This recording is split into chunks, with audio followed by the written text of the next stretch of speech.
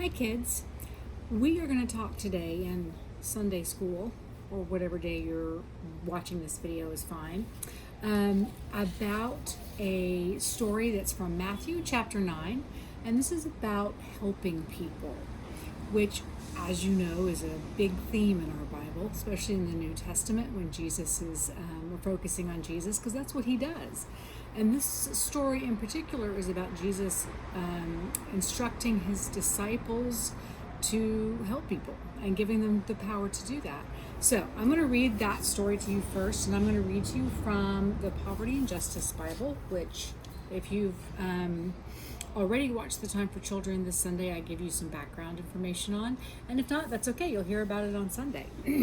So this is Matthew chapter 9, verses 35 through chapter 10, verse 8. Jesus went to every town and village. He taught in their meeting places and preached the good news of God's kingdom. Jesus also healed every kind of disease and sickness. When he saw the crowds, he felt sorry for them. They were confused and helpless, like sheep without a shepherd. He said to his disciples, "A large crop is in the field, but there are only a few workers.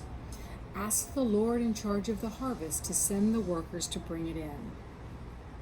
Then Jesus called together his 12 disciples. He gave them the power to force out evil spirits and heal every kind of disease and sickness. The first of the 12 apostles was Simon, better known as Peter.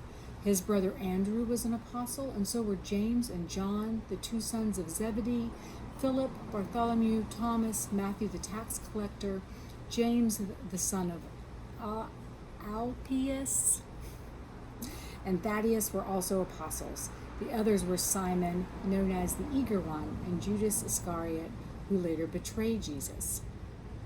So Jesus gives his 12 apostles instructions to go and heal people. He's giving them the power to heal the sick and cast out evil spirits. I mean, it sounds pretty dramatic, and I guess it would be if you had that power. If only we all had that kind of power, right? But this is, I think, a relevant topic for today because hopefully many of us are in a position where we can help other people. There's a lot of things going on. If you think about the COVID-19, the economic challenges that many people are facing because of that pandemic, the racial tensions that are going on, there are so many opportunities, unfortunately, for us to get involved and help other people, but it's also a great reminder that we can do that and that is part of what Jesus wants us to do in the world. He told his disciples, and it's a very easy model for us to follow as well.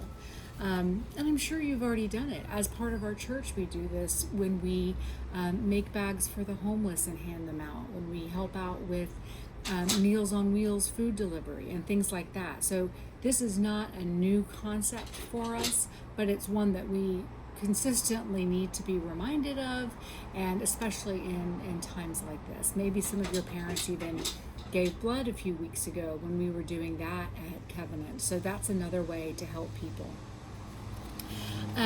So I have for you in a handout, so your parents have hopefully printed out for you an activity sheet, and these are very much like the ones we pass out on Sunday morning that's related to this Bible story.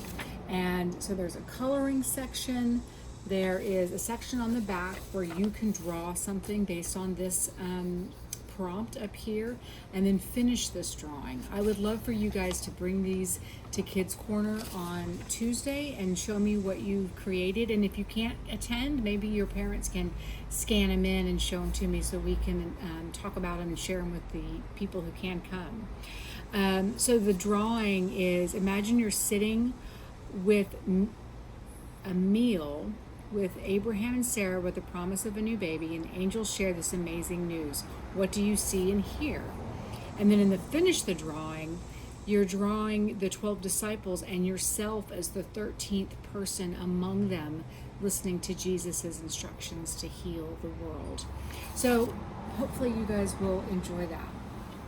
I also have for you a craft activity, and in this big book that I've been using to come up with our crafts. It's called it's from the Smithsonian Maker Lab, 28 super cool projects. And last week's was pretty simple, right? Not the week before last, we did the dancing snake when we were talking about Pentecost and celebrating and dancing.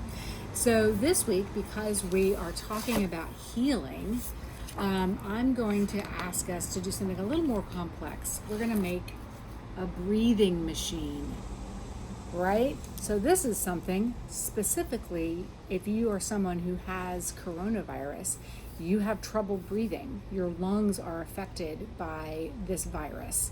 And so I think it would be really neat for us to focus on the lungs and just recreating something that is representative of breathing easier. And it also ties in with what you may have heard on the news about George Floyd and his I can't breathe statement.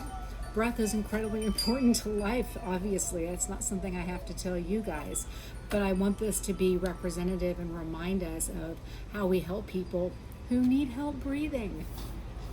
So it's actually, there's 4 pages of instructions, but I don't think it's really that hard. The things you need to do this are going to be a plastic bottle, some balloons. They can be different colors, but they don't need to be. Tape, straw, scissors. I think that's a cotton. No, that's putty.